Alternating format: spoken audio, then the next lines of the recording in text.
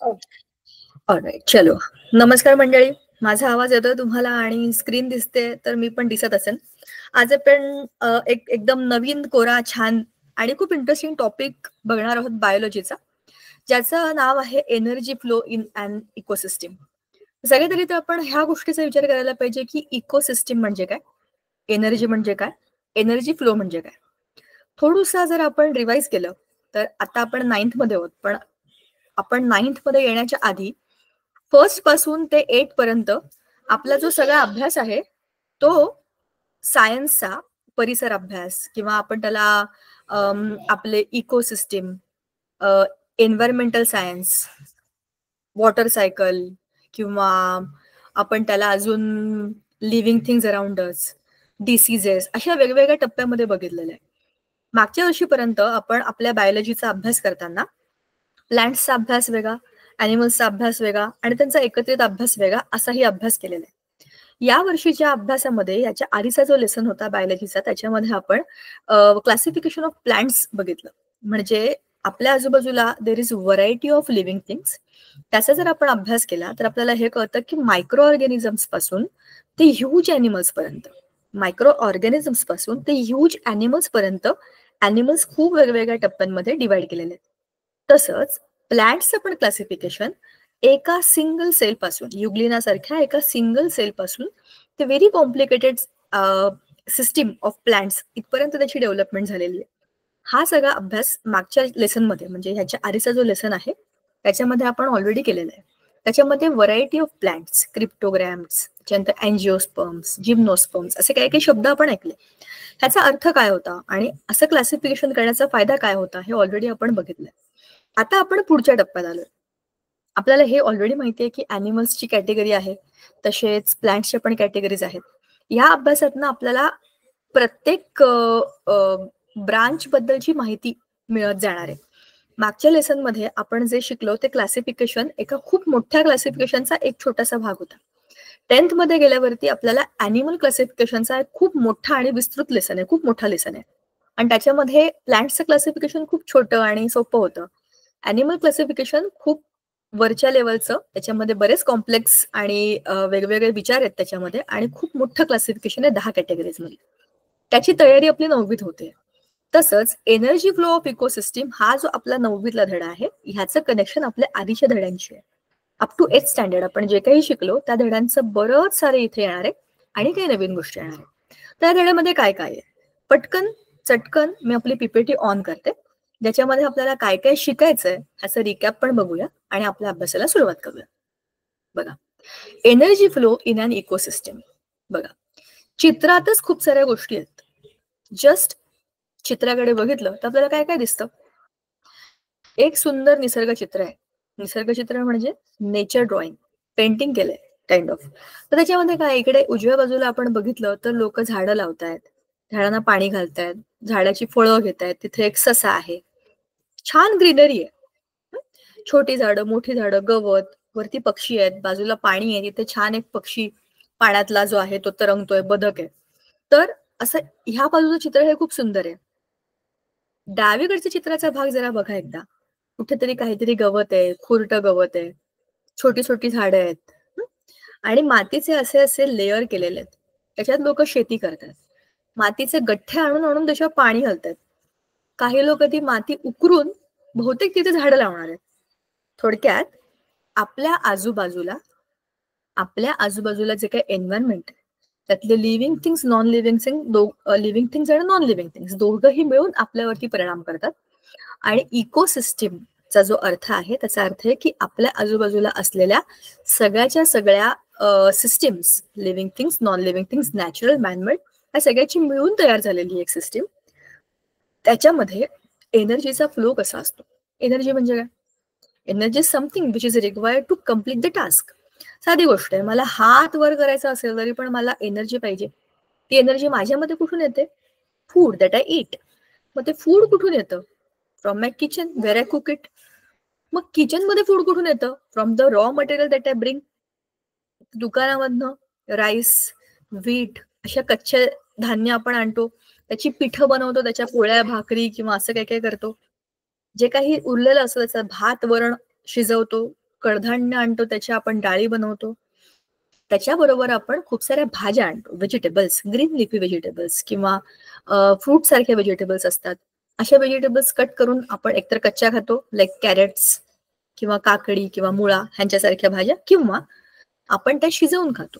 जसे की सगळ्या भाज्या ज्या की आपण कोबी असेल, बटाटा असेल, कधी कधी टोमॅटो सुद्धा आपण शिजवून खातो. सो अशा वेगवेगळ्या भाज्या आणि कडधान्य हे सगळं आपल्याला मिळतं कुठून? जमिनीतून, बरोबर. तर प्लांट्सचा उपयोग आपण आपल्या अन्नासाठी करतो. But along with that there are animals also. Some food is related to the animals and animal stock. For example milk. Every day it is set that आपण दूध प्यायला पाहिजे. 1 ग्लास, ऍक्च्युली आपल्या वयाच्या हिशोबाने 2 ग्लास, एक सकाळी एक रात्री, पण मिनिमम 1 ग्लास दूध तरी प्यायला पाहिजे. दूधमध्ये प्रोटीन्स असतात, विटॅमिन्स असतात. आपली जी ग्रोईंग एज आहे, आता आपण 9वीत आहोत, तर आताची आपल्या बॉडीच्या रिक्वायरमेंटच्या हिशोबाने कॅल्शियमच्या नीड्स असतील, बरोबर, किंवा इतर ज्या काही बॉडी बिल्डिंगच्या आवश्यक गोष्टी असतात त्या सगळ्या दुधामध्ये असतात.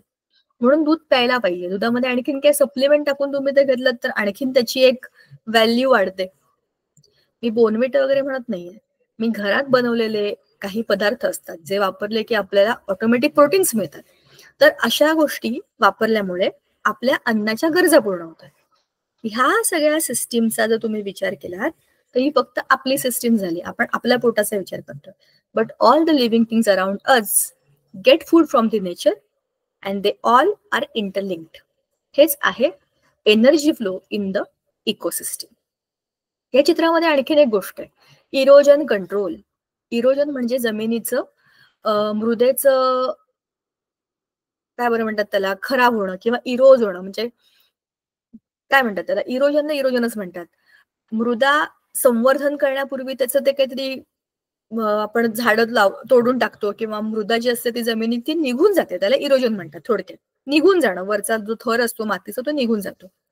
मग ते होऊ नये म्हणून आपण इरोजन कंट्रोल करतो. मग अशा वेळेला काय करतो, डोंगरांवरती किंवा मोकळ्या जागेवरती आपण झाडं लावतो. झाडं लावल्यामुळे झाडांची मुळं जी असतात ना ती जमिनीला पक्क धरून ठेवतात आणि इरोजन कंट्रोल होतं. इरोजन या शब्दाचा अर्थच असा आहे की घसरून घरबडून निघून जाणं. तशी माती निघून जाते पावसाच्या पाण्याबरोबर, तर ते जाऊ नये म्हणून त्याला बांध घालतात. कसे? झाडं लावून. दुसरं आहे सॉइल रिस्टोरेशन. खूप सारी माती ही अशीच पडीक असते, कुठेतरी ठेवलेली असते. इकडचे खड्डे तिकडे आपण जमा करून ठेवतो. काही काही वेळा कन्स्ट्रक्शन करण्याकरता माती उपसून त्याचे मोठेच्या मोठे ढिगारे लावून ठेवतात आणि ती माती वाया जाते. त्याच्यावर काहीतरी कचरा पडतो, तिथे आणखीन काय पडतं, सिमेंट मिक्स होतं आणि ती चांगली माती खराब होते. तर अशा मातीला आपण रिस्टोर करून प्लांटेशनसाठी वापरलं जातं. रिप्लांटिंग. काही ठिकाणी बघा, हे सगळेचे सगळे प्रकार जे आहेत ना, हे खराब झालेल्या किंवा पडीक जमिनीला आपण पुन्हा वापराकरता कसे देतोय त्याची 3ही चित्रातली मांडणी आहे. ही रिप्लांटिंग करते, इथे पुन्हा झाडं लावतीये. ह्या पूर्णच्या पूर्ण जागेमध्ये काहीच नव्हतं, पण त्याला आता आपण रिस्टोर करतोय. We are trying to reuse it in a better way. कशा करता? ते आपलं नेचर आहे आणि नेचरला आपल्याला चांगलं ठेवायचं असेल तर आपल्याला काही गोष्टी कराव्या लागतील. त्यातली सगळ्यात महत्वाची गोष्ट आहे की सॉइल इरोजन थांबवायचं, प्लांटेशन करायचं आणि त्याला पाणी घालायचं, जेणेकरून that will grow into a good forest आणि त्याचा आपल्याला चांगला उपयोग करून घेता येईल, जे की इथे दुसऱ्या भागात दिलेलं आहे. दुसऱ्यात काय दिलंय? Intact ecosystem. काही नाही, मस्त छान आहे, सगळं हिरवळ आहे, सगळे एकमेकांवर अवलंबून आहेत आणि ती इंटॅक्ट इकोसिस्टीम आहे. आणि दुसरं आहे sustainable livelihood. Everybody is happy there. कोणी कोणाच्या मार्गात जात नाहीये, सगळ्यांना एकमेकांना जी त्यांची फूड चेन आहे ती बरोबर चाललेली आहे आणि the system is going good. ते आहे सस्टेनेबल लाईव्हलीहूड. फक्त ह्युमन्स नाही, ह्युमन्स बरोबर all the other living things have equal right to live on the earth. जेवढी पृथ्वी आपली आहे, पृथ्वी ही सगळ्यांचीच आई आहे, तर जशी आपली आहे तशी ती सगळ्या लिव्हिंग थिंग्सची आहे, झाडांची सुद्धा आहे. मग आपण आपल्या स्वार्थासाठी झाडं तोडून टाकायची आणि तिथे बिल्डिंगी बांधायच्या आणि मग नंतर रडत बसायचं की ऑक्सिजन नाही, नमुक नाही, धमुक नाही, पण त्याला कारणीभूत आपणच होतो. सो तसं सस्टेनेबल काम करायचं असेल तर आपल्याला काय करावं लागतं? आपल्या आजूबाजूला असलेल्या इकोसिस्टीमला चेंज करावं लागतं. आपण असं म्हणतो ना, सिस्टीम सिस्टीम हमारे हात में नाही आहे. ती सिस्टीम तीच आहे जी आपल्या आजूबाजूला. आता इकोसिस्टीमचा आपण सायंटिफिक मिनिंग समजून घेऊया. An ecosystem is a complex network of interdependent living organisms and their physical environment working together as a dynamic system. मी तुम्हाला मगाशीच म्हणलं होतं की आपल्या आजूबाजूला असलेले सगळे living things, non living things, man-made, natural, सगळ्या गोष्टी एकमेकांवर इंटरडिपेंडंट असतात. So ecosystem is a complex network of all the things around us. So these things have living things, non-living things. Non-living things can be natural or man-made, but they all are interdependent. For example, I am a human being. मला respiration करताना हवेतला oxygen घ्यावा लागतो आणि हा oxygen काय non living thing आहे. Natural आहे का मॅनमेड आहे? हा आहे नॅचरल. तर नॅचरल सिस्टीम मधला हवेतला ऑक्सिजन घेणं ही माझी गरज आहे. So though I am a living thing, I am dependent on a non living thing. बरोबर. तसंच पाणी, मला सर्वाइव्ह करण्याकरता पाण्याची गरज आहे. पाणी मी बनवलेलं नाहीये, it is already there in the nature. Moreover that it is a non living thing. So living things are dependent on the non living things for their survival, and it's a complex network of so many things. They are interwoven. त्याचं physical environment, त्याचं जे काही biological environment आहे, ह्या सगळ्याला मिळून आपली ecosystem म्हणतात. It's a dynamic system. डायनामिकचा अर्थ आहे की जी बदलत राहते. It's completely changing all the time. बरोबर. फॉर एक्झाम्पल बघा, आता उन्हाळा, हिवाळा, पावसाळा आपल्याकडे जे ऋतू आहेत, त्या ऋतूंमध्ये आपल्या आजूबाजूला असलेल्या पाण्याची सिस्टीम बदलते, आपल्या आजूबाजूला असलेल्या हवेची सिस्टीम बदलते, आपल्या आजूबाजूला असलेल्या गरमीची सिस्टीम पण बदलते आणि या सगळ्याचा परिणाम आपल्यावरती होतो. उन्हाळ्यामध्ये आपल्याकडे महाराष्ट्रामध्ये काय कमालीचा उकाडा असतो. गरमीमुळे, घामामुळे आपण थकून जातो. मग काय करायचं? अशाच वेळेला आपली सिस्टीम, इकोसिस्टीम पूर्णपणे बदललेली असते. आता पावसाळा आहे आणि आता आमच्याकडे तर पाऊस पण आहे. तर पाऊस पडल्यावरती तीच आपली उन्हाळ्यातली इकोसिस्टीम कशी बदलून जाते?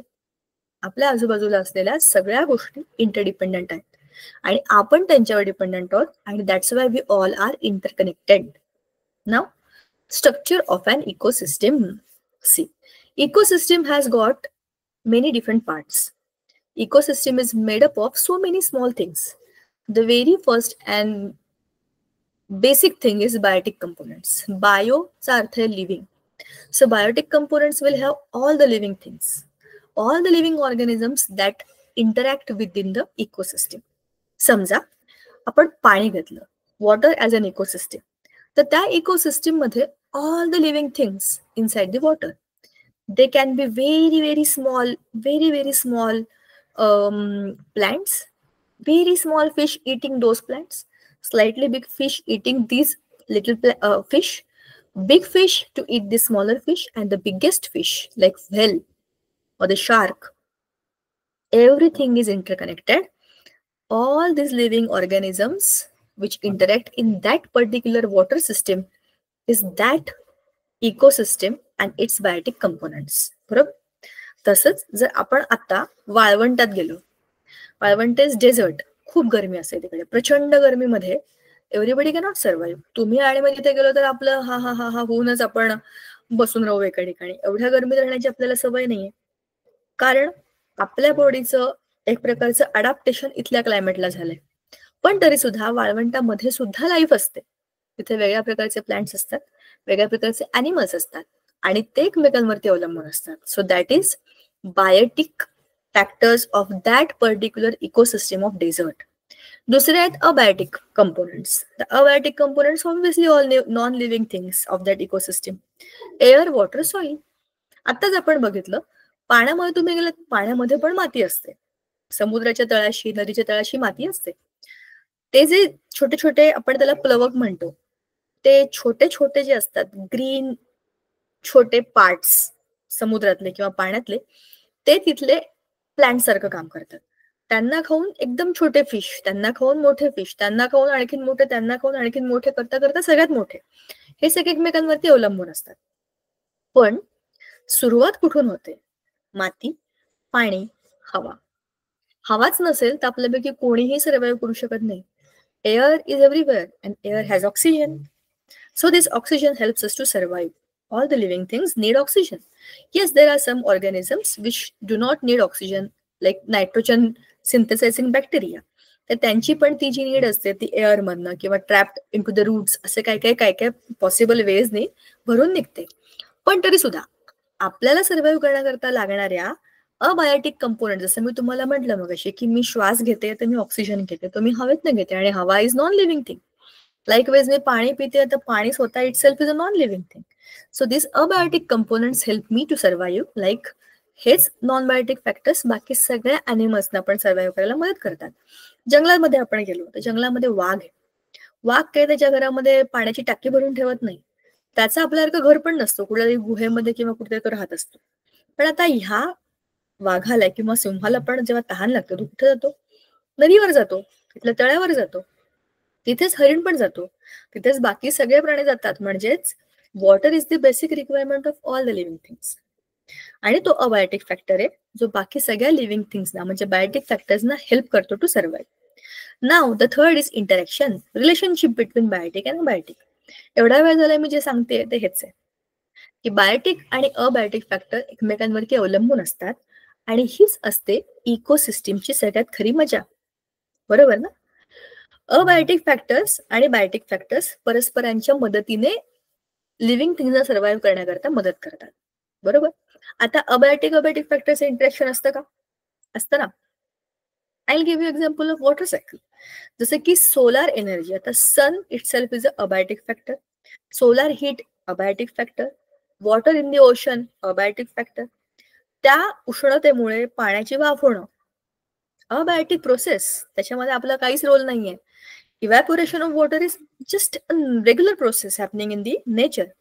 तर ते पाणी इव्हॅपोरेट होणार आणि त्याचे वर जाऊन ढग पडणार, त्या ढगांमधनं पुन्हा पाऊस पडणार, इज द वॉटर सायकल. त्याच्यामध्ये लिव्हिंग थिंग्सचा काही रोलच नाहीये. समुद्राच्या इथल्या पाण्याचं मी म्हणते, it is due to the solar heat. मग सगळ्या ह्या अबायोटिक फॅक्टर्स एकमेकांवरती अवलंबून आहेत का? नाही आहेत. अबायोटिक फॅक्टर्स बायोटिक फॅक्टर्सवर अवलंबून असतात का? असतात. फॉर एक्झाम्पल, जसं आता आपण बघितलं की समुद्राच्या वरती पाण्याची वाफ होते, तशीच जंगलांमध्ये सुद्धा पाण्याची वाफ होते. जंगलामध्ये जेव्हा तिथे ह्यूज जंगल्स असतात, एकदम कॉम्पॅक्ट जंगल्स, जसे की अमेझॉनचे जंगल्स आहेत, दाटीवाटीने झाडं आहेत, अशा ठिकाणी काय होतं, किंवा आपल्याकडे भारतामध्ये पण नॉर्थ ईस्ट मध्ये खूप एकदम अशी डेन्स फॉरेस्ट एरियाज आहेत. त्या एरियाजमध्ये काय होतं, ते जे प्लांट्स असतात ते एक प्रकारे give and take of gases प्लांट्सच्या लिव्ह मध्ये सुरू असतं. त्याच्यामधनं सुद्धा खूप जास्त प्रमाणामध्ये पाण्याची वाफ तयार होते.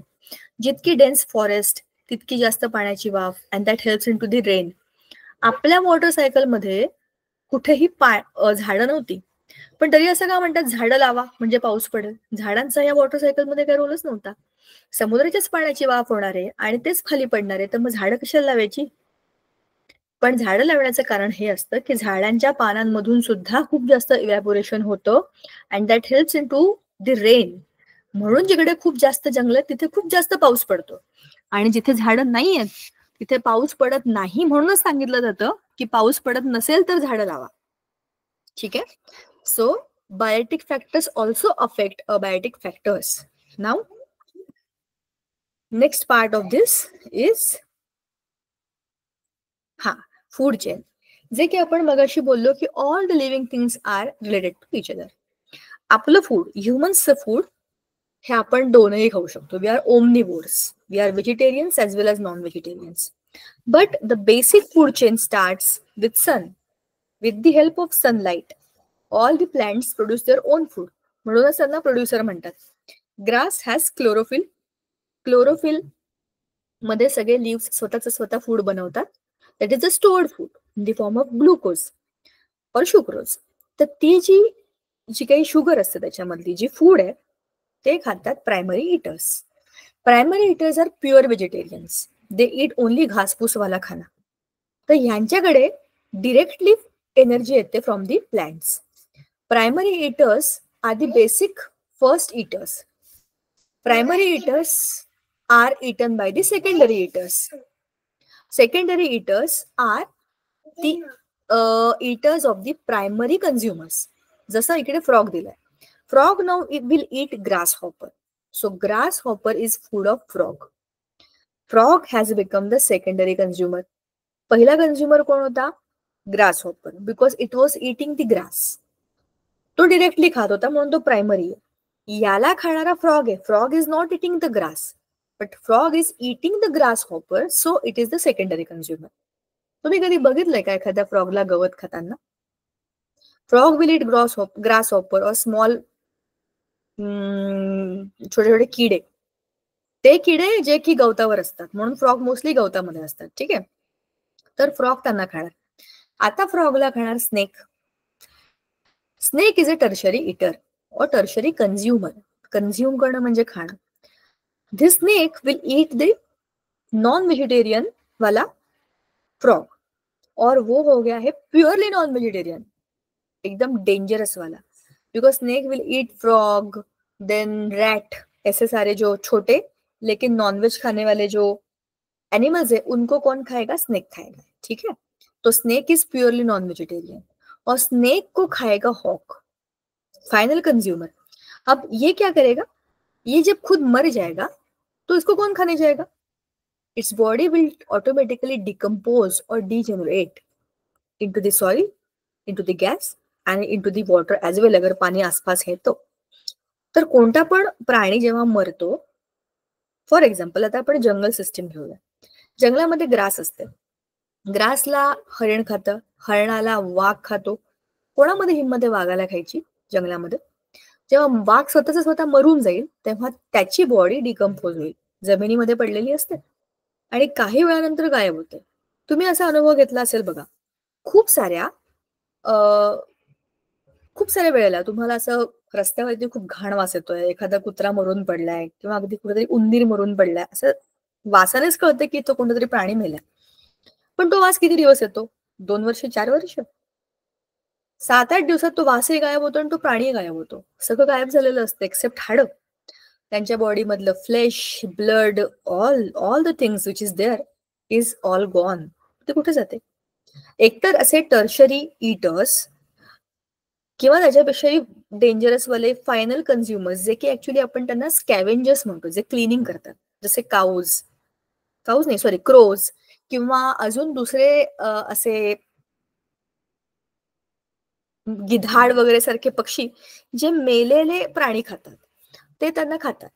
शिवाय अशा सगळ्या प्राण्यांच्या बॉडीमध्ये तुम्हाला दिसेल की फंगस आहे किंवा बारीक बारीक अळ्या होतात किंवा असे काहीतरी किडे असतात जे त्यांना खात असतात. See those dead animals are food of these animals. हे सगळे अॅनिमल्स तिकडे त्यांच्या अंगावर बसून त्यांना खातात आणि त्यांना संपवून टाकतात. So they are actually cleaning the environment. And जेव्हा एखादी डेड बॉडी जमिनीमध्ये जाते, ही जमिनीमध्ये गायब होते. त्यातले काही पार्ट जमिनीत जातात, काही गॅसेस रिलीज होतात ज्याचा आपल्याला वास येतो. आपण म्हणतो शी किती घाण आहे, कारण की ते गॅसेस इकडे इकडे पसरलेले असतात. आणि पाण्यामध्ये का, की जमिनीमध्येही पाणी असतं आणि पाण्यामुळेच त्याचं डिग्रेडेशन होतं. आपल्या बॉडीमध्ये सुद्धा पाणी असतं. सो हे सगळं जे डिकम्पोजिशन आहे ते परत नेचरमध्ये जातं आणि नेचरमध्ये मातीमध्येच नवीन झाड उगवतं. So it's a cycle, it's a chain. Chain मध्ये काय असतात? एक एक रिंग एकमेकांमध्ये अशा अशा अडकलेल्या असतात, बरोबर? Everything is related. एक रिंग दुसऱ्याला, दुसरी तिसऱ्याला, अशी मोठी चेन बनते. And this entire chain is interconnected. सगळे एकमेकांना जोडलेले आहेत. आता तुम्ही मला एका प्रश्नाचं उत्तर द्या. समजा एका शेतामध्ये खूप उंदीर झालेत, तर काय होईल? ऑब्व्हियसली जर उंदीर खूप जास्त झाले असतील तर ते त्या शेतातलं सगळं धान्य खराब करण्याचा प्रयत्न करतील, झाडं खराब करतील. मग त्या उंदरांची संख्या कंट्रोल करण्याकरता तिकडे साप ऑटोमॅटिक जाणार तिकडे, त्याचं अन्न येते, साप तिथे जाणार, त्या उंदरांना खाणार आणि मग काय होईल? उंदरांची संख्या कमी होईल, आपलं अन्न वाचेल, बरोबर? पण सापांची संख्या वाढली तर पुन्हा इकोसिस्टीम गडबड होते. प्रत्येकाची एक एक एक एक पातळी आहे आणि प्रत्येकाचं एक एक एक एक प्रमाण आहे.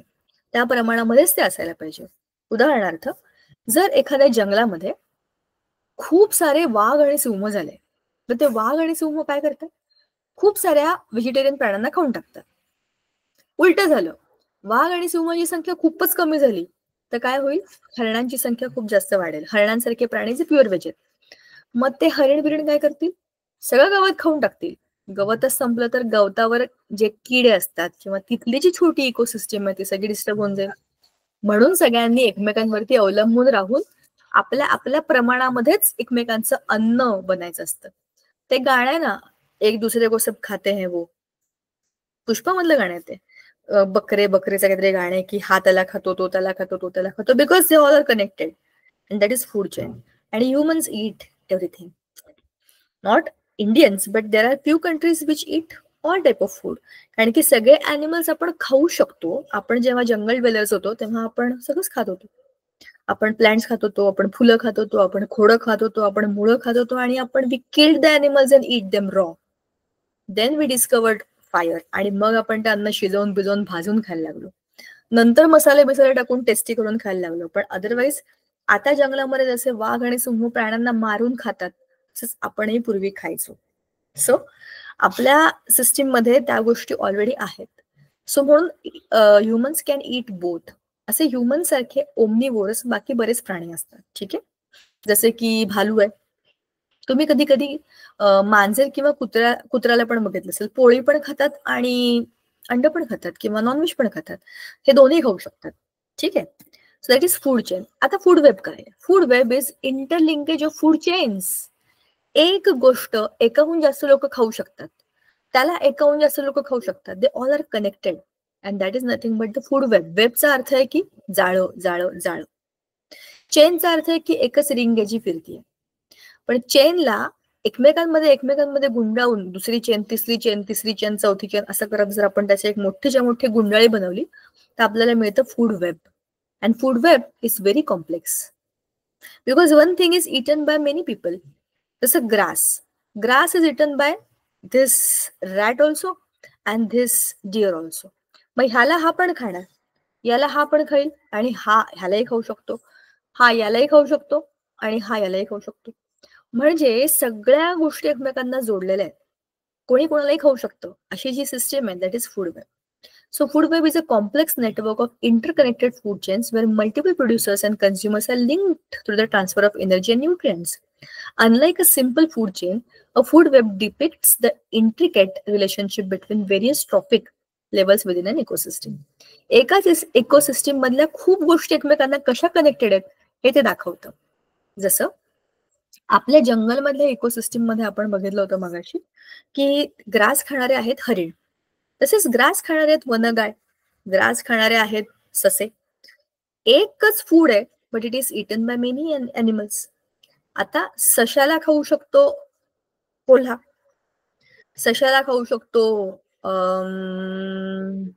वाघ, सशाला खाऊ शकतो सिंह, कोणीही खाऊ शकतो, बिबट्या पण खाऊ शकतो. म्हणजे परत त्याला खाणारे मोर दॅन वन इटर्स आहेत. सो ते सगळे एकमेकांना कनेक्टेड आहेत. सगळ्याची सुरुवात सनने होणार, सगळ्याचा शेवट डिकम्पोजर्सने होणार. सन हा कोणाचा अन्न नाहीये, but sun is the power which gives them the energy to produce the food and producers can make their food only in presence of sunlight. रात्रीच्या वेळेला होत नाही फोटोसिंथेसिस, सनलाईट नाहीये, हीट नाहीये, फूड कसं शिजणार? तुम्ही सगळं कुकर बिकर लावा गॅसवरती आणि गॅस ऑनच करू नका, शिजणार आहे का तुमचा वरण भात? नाहीच होणार, कारण की त्याला हीटच नाहीये. सो ती हीट आपल्याला मिळते दिवसा in the presence of sunlight. म्हणजेच sun is the basic fundamental energy source, आणि त्या सोर्स कडनं आपण घेतो एनर्जी. आपण म्हणजे आपले प्रोड्युसर्स जे आहेत की ग्रीन प्लांट्स, ग्रीन लिफी जे कोणी आहेत ते सगळे, they produce food that is eaten by one, that is eaten by second and by third, and then the entire cycle goes on. That is food chain. But the chains are interconnected, that is food web. ही खूप simple system होती, आपल्याला आधी पण होती. नाव trophic levels. C जे आपण मगाशी बोललो हे तेच आहे. Producers are the basic fundamental makers of food. All plants make the food for themselves. त्यांचे किचन्स म्हणजे त्यांची पानं असतात, त्यांच्या पानामध्ये all the food is made. That is the stored food. आणि तीच पानं खातो आपण सगळे, बरोबर? आपण जेव्हा भाज्या खातो, पालक बिलक, त्यांची पानच खातो. हे पण बाकी सगळे ग्रास बीस खाणारे जे असतात ती पानच खातात, किंवा खूपच मऊ असेल तर खोडं खातात. आपण तर काही खातो, आपण तर मुळं पण खातो. सो हे सगळेचे फूड पार्ट्स आहेत प्लांट्सचे, ते प्रोड्युसर्स असतात. प्रोड्युसर्सना खाणारे herbivores are the first trophic level. Trophic level म्हणजे टप्पा, पहिल्या पायरीचे, दुसऱ्या पायरीचे, तिसऱ्या पायरीचे. तर herbivores are the pure vegetarians. Then there are carnivores. Second tropic level, हर्बिवोर्सना खाणारे जे असतात ते कार्निवोर्स असतात. आणि omnivores like humans, they are at the third tropic level. They can eat both pure veg and pure non veg. Both the things can be eaten by omnivores. तर ह्याला म्हणतात ट्रॉपिक लेवल्स, म्हणजे levels of eaters. Producers पासून last level of consumers पर्यंत there's a hierarchy from the basic maximum quantity of people then to the minimum quantity of people. It's like a triangle. Producers, you see, खूप मोठा area आहे त्यांचा. They produce lot of a huge amount of food. त्या producers मधनं herbivore त्यांची संख्या, carnivore त्यांची संख्या, ओमनिवोर त्यांची संख्या, हे तुम्ही बघा कमी कमी होत जाणार आहे. ठीक आहे. So producers to omnivores triangular hierarchy of the eaters is the tropic level diagram. Now, energy pyramid. What is energy pyramid? It is the same thing that we have discussed. Energy pyramid is a visual representation of the flow of energy through an ecosystem. It shows the distribution of energy at different trophic levels from producers to top consumers. The pyramid structure illustrates the loss of energy as it moves up the food chain. बघा, मी तुम्हाला मगाशीच म्हणलं होतं, light energy is the source of energy. या सोर्समुळे producers produce their food. Bananas is given example. आता ह्या बनानाच्या फ्रूटला खाणारे फ्रूट फ्लाईज, यांना खाणारे ट्युकान्स, हे जे बर्ड्स आहेत ते, ह्यांना खाणारे जॅगॉर्स. एनर्जी पिरामिड म्हणजे काय झालं, तुमची एनर्जी जी सनलाईट कडनं होती ती 100% प्रोड्युसर्स मध्ये होती. They are the makers of food. त्यांच्याकडे खूप एनर्जी आहे, ते स्वतःच बनवतात. 100% एनर्जी त्यांच्याकडे. आणि ती एनर्जी प्रायमरी इटर्स जेव्हा खातात ती 10% जाते त्यांच्याकडे. ह्यांची 10% होते. 90% इज लॉस्ट. एनर्जी लॉस्ट बघा इथे दिलेलं आहे. ह्यातल्या 10%च वर गेला आणि एनर्जी लॉस्ट वेअर, डिकम्पोज मध्ये. आता ह्या 10% मधली 1% जाणार सेकंडरी कन्झ्युमर्स कडे आणि उरलेली परत lost. It goes into the nature. Secondary consumers कडून टर्शरी कन्झ्युमर्स कडे only 0.1% of energy is going. Sunlight जर 100% येत असेल आणि आपल्या प्रोड्युसर्स कडे 100% कन्झ्युम केला जात असेल, त्यातला आपल्याकडे येतो टर्शरी इटरकडे ओनली 0.1%. म्हणजे आपला किती लॉस आहे. म्हणजे आपण काय केलं पाहिजे, डायरेक्ट स्वतः प्रायमरी इटर तरी बनलं पाहिजे. म्हणजे काय होईल, ऍटलिस्ट 10% एनर्जी मिळेल. म्हणून तर लोक आजकाल म्हणतात ना, turn into the vegetarians. का, ही 100% एनर्जी मिळते म्हणून. मग ह्याच्यामधनं काही गोष्टी मिळत नाहीत का, मिळतात. ज्या गोष्टी नॉन व्हेजिटेरियन फूड मधनं मिळतात त्या व्हेजिटेरियन फूड मधनं सगळ्याच मिळतात असं नाही. दोघही अन्नांची वेगवेगळी व्हॅल्यू आहे. हे खराब आहे, ते वाईट आहे, ते चांगलं नाही, हे चालणार नाही, ह्या डिस्कशन मध्ये आपल्याला पडायचं नाही. We are talking about science of the food. सांगायचा मुद्दा, जी काही व्हेजिटेबल्स मधली एनर्जी दॅट इज 100%, तो जो पहिल्यांदा कळेल त्याला 10% मिळणार आहे त्यातली. सो कारण maximum you are eating raw from the nature. जे बनले ते तुम्ही खाणार.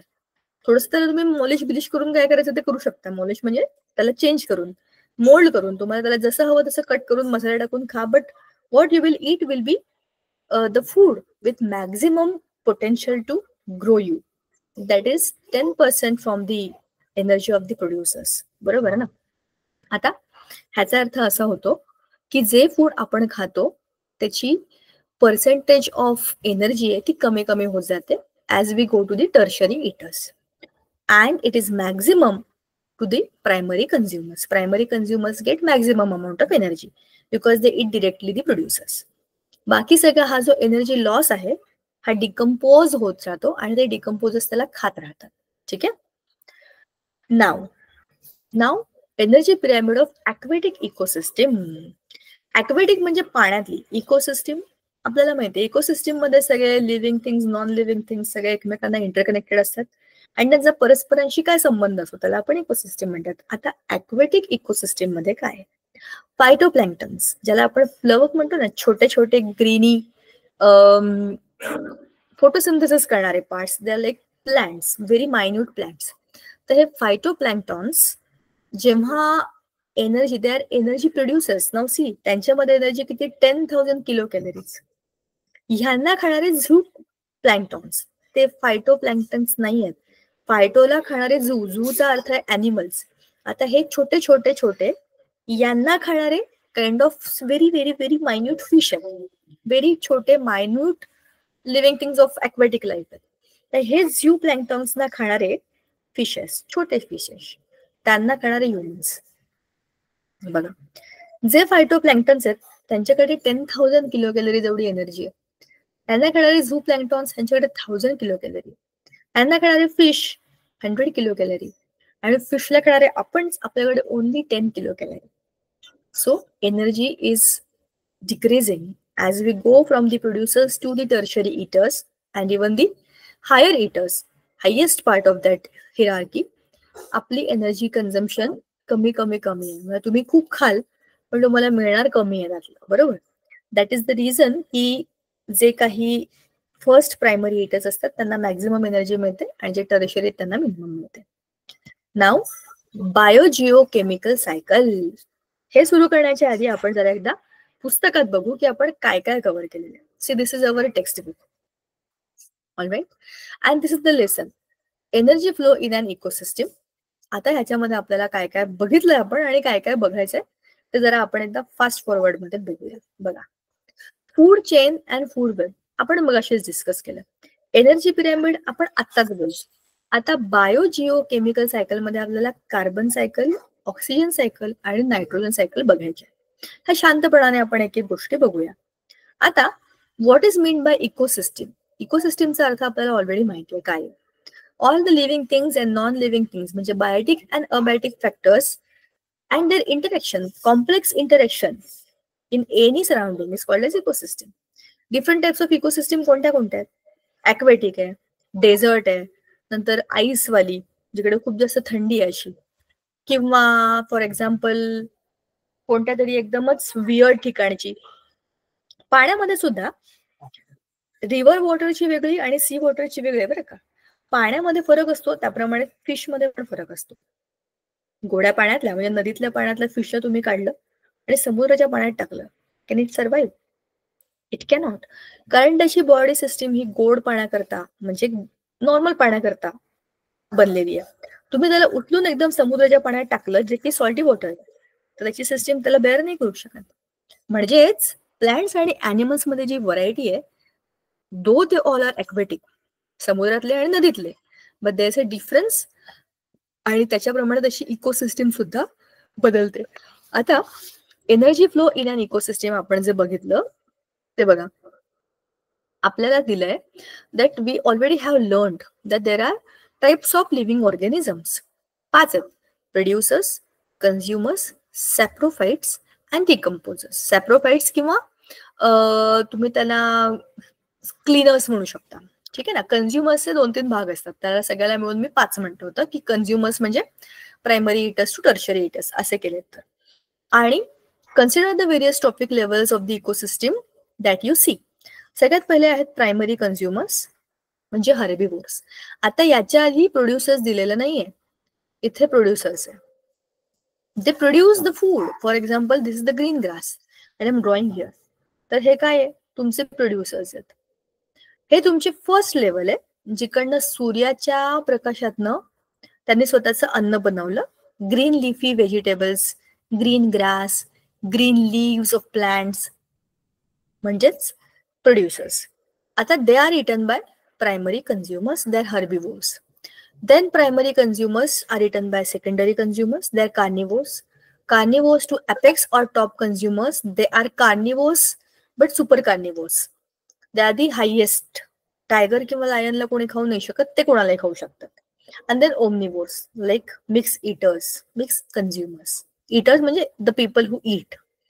आता food chain and food web आपण आत्ताच डिस्कस केली होती आणि हीच फूड चेन आपण मगाशी बघितली होती. Sunlight, grasshopper, frog, snake, hawk, and then the fungus or the microorganisms. They all are interlinked. आणि फूड वेब सुद्धा आपण बघितलेली होती की सी, आता हे खूप सारे मायक्रो नाही, खूप सारे लिव्हिंग ऑर्गॅनिझम्स इकडे आहेत. काही त्यातले अॅनिमल्स आहेत, काही प्लांट्स आहेत, काही बर्ड्स आहेत, ठीक आहे. And there are some seeds. Okay, so there's a variety of things, living things. If you have to make a food web of it, you should make it. म्हणजे तुम्हाला फक्त ना कनेक्ट करायचं. जसं की हे ग्रास आहे तर मी याला ग्रास ऑपरला लावणार. Grasshopper is eaten by maybe this bird and this bird is eaten by maybe this bird and it is eaten by मायक्रोऑर्गॅनिझम दिले नाहीये तिकडे. तसंच हे कोण खाणार? ससा. सशाला कोण खाणार आहे? हा कोल्हा. कोल्ह्याला कोण खाणार? वाघ. वाघाला कोण खाईल? इथे डिकम्पोजर्स दिले नाहीयेत, मी इथे डी लिहून टाकते.